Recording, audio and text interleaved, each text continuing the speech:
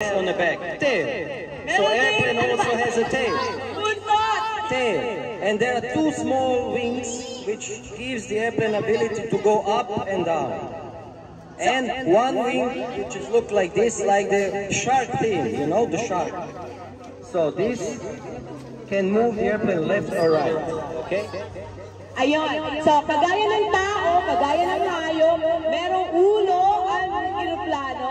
Yung ulo banda, doon siya nag-opisina. Doon siya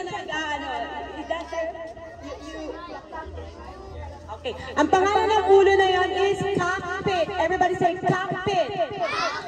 Okay, so may ulo, may katawan. Yung katawan, doon yung mga pasahero.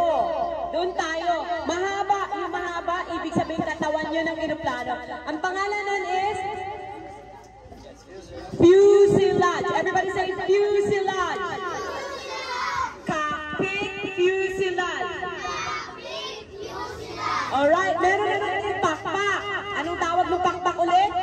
Wing. Meron din buntot. Rudder. Rudder yung gumagano. An elevator. An elevator daw.